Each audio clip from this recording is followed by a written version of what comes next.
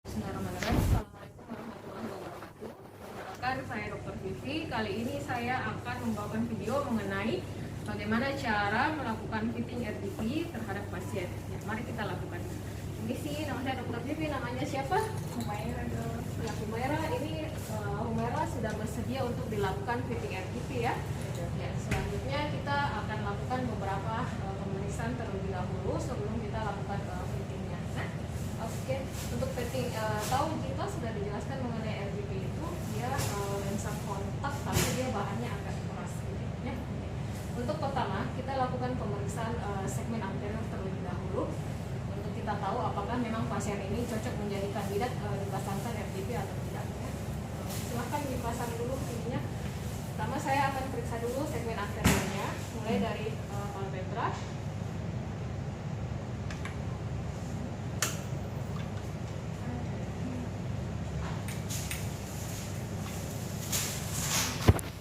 Pemeriksaan segmen anterior mulai dari palpebra, silia, kemudian konjungtiva, kornea dan seterusnya. Di sini kita lihat semuanya harus normal, tidak boleh ada konjungtiva yang hiperemis ataupun korneanya yang luka. Harus dalam kondisi normal jika kita ingin melakukan fitting RGP. Selanjutnya coba dipasang lagi. Kita lakukan pemeriksaan kedua mata. Ya, di sini kita dapatkan hasilnya normal. Kemudian kita lakukan pasang lagi, kita lakukan pemeriksaan dry eye test. Yang pertama kita lakukan pemeriksaan PBUT, kita teteskan fluorescence. Kemudian kita lihat teardrop uptime-nya itu berapa detik untuk kiri dan kanan. Nah, untuk pemeriksaan selanjutnya adalah kita lakukan pemeriksaan tes meibomian gland atau fungsi dari kelenjar meibom. Coba lihat ke atas.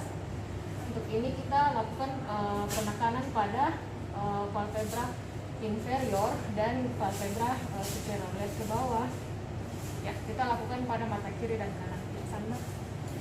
Selanjutnya kita secara objektif bisa lakukan pemeriksaan tes Schirmer, di mana untuk menilai seberapa mili tes Schirmer itu terbasahi oleh air mata pasien.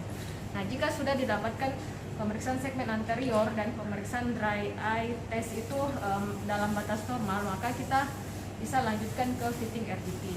Nah, untuk fitting RGP ini, pertama kita cuci tangan terlebih dahulu, kemudian kita pakai handscoon.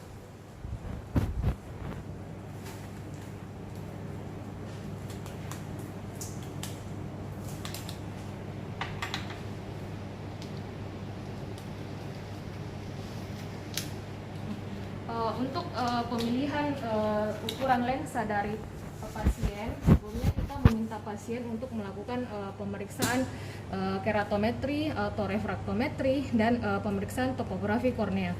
Nah, berdasarkan dari topografi kornea bisa kita dapatkan ukuran K1 dan ukuran K2-nya. Ukuran K1 dan K2 yang dibagi dua, maka itulah ukuran dari base curve dari pasien. Kemudian untuk ukuran diameternya ini kita bisa dapatkan dari ukuran white to white atau limbus to limbus dari yang ada pada hasil topografi korneanya.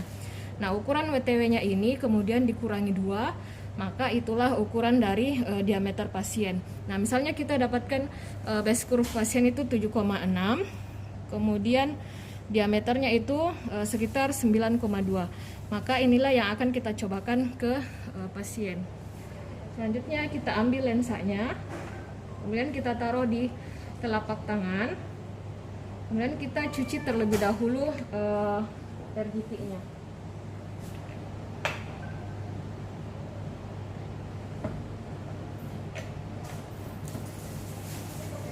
Nah, setelah kita cuci, maka kita bisa menggunakan pipet, kemudian kita pasangkan ke kornea pasien. Ya. Kita minta pasiennya, ibu, minta tolong nanti lihatnya lurus saja ya. Jadi saya pasangkan ini kontak lens RGP-nya. Dan ke depan ya,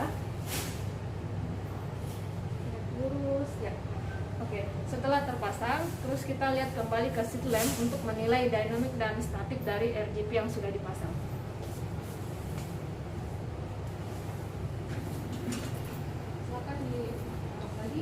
Untuk menilai dinamik dari RGP ini, kita bisa minta pasien untuk ke atas, tapi ibu melihat ke atas, melihat ke bawah, dan melihat ke samping kanan, samping kiri. Nah, di sini kita lihat bagaimana pergerakan dari RGP-nya. Apakah pergerakannya itu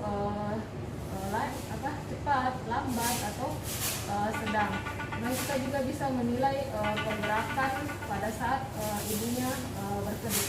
Coba berkedip dulu, terus buka. Ya. Di situ kita bisa lihat gerakan dari RGP-nya. Terus untuk menilai statik fluoresen, untuk menilai statik dari RGP, maka kita bisa menggunakan fluorescence. Kemudian kita lihat bagaimana pola fluorescence-nya.